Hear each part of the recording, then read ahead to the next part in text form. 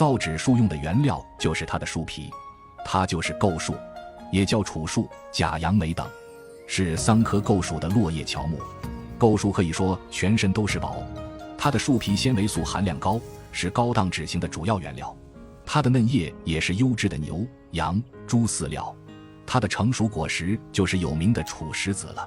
构树全株植物受损后都有白色汁液流出，村里人还常常用瓶子采收它白色的汁液呢，只要用剪刀轻轻一划就可以了。